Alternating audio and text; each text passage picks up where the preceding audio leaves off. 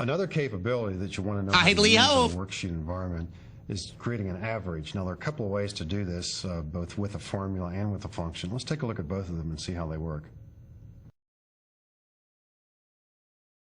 Another worthwhile piece of information here would be an average. And so in cell I1, I'm going to type the word average.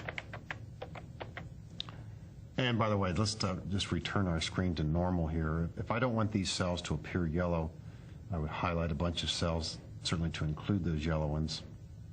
And on this bucket here, the little down arrow, I'm going to choose no fill. All right, let's talk about an average. We would like to get an average of January through June. However, this total that's already here in H2 could be handy. Why don't we just, in I2, write a simple formula that says equal whatever this total is, that's H2, slash divided by 6. Hit enter. Here's an answer. That's correct. You could perform the math. It's accurate. We'd want to do the same thing in the two cells below it. Notice how we certainly haven't standardized our display of decimals. We will get to that, but these answers are correct. Makes good sense.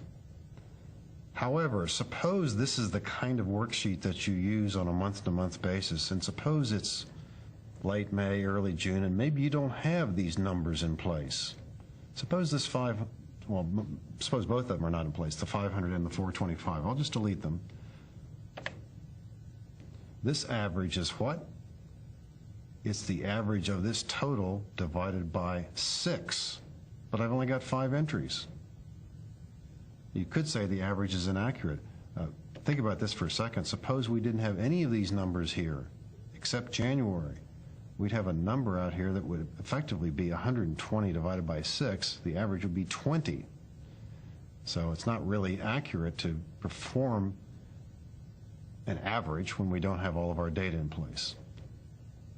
Put these numbers back. I have 400 here, or that was a 500 actually. 500 and 425.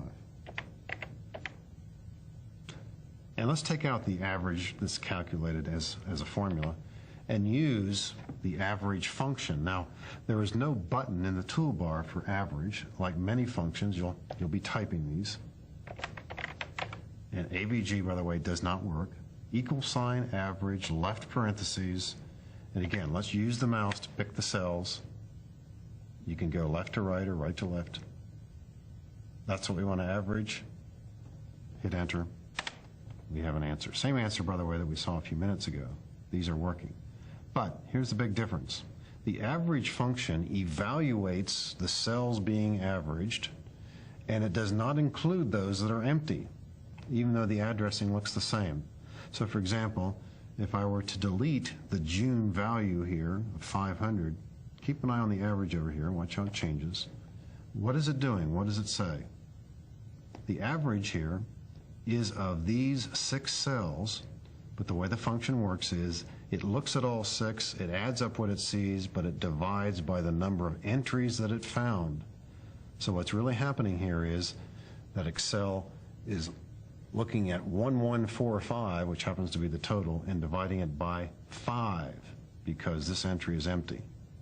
Same idea here. If this were gone, the average 185 is the average of these 6 cells, but it's really, you could say, even though the formula doesn't look that way, the function doesn't look that way, that's the average of these 5. Now, something to think about. Should this have had a 0 in it? As I hit 0 and hit enter, watch the average of 229 go to 190. What's happening here? Exccel is looking at these 6 cells, it's adding them up and dividing by 6, getting 190. If this 0 is deleted, it's averaging these up and dividing by 5. So you do want to be sensitive to how the average function works.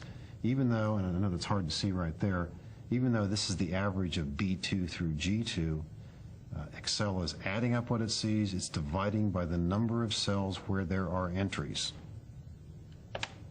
And as we plug these numbers back in here, of course they will reflect a change. At this stage in our worksheet, once again, we have entered our 12 original data, but we have quite a bit more information on it. And again, you always want to be monitoring yourself and thinking about how useful the information is. But certainly a lot of information has been derived already from those 12 initial cells. In this section, we talked about how you can expand the capability of your worksheets by using functions. We focused on two of these functions. The sum function, sometimes you type it out, but we also showed how you could use the toolbar button, auto sum, for rapid calculation. We also talked about the average function and contrasted it with actual formula calculation. Both of these functions are basic building blocks as you expand your Excel worksheets. There are only two of many functions we'll be looking at in this course.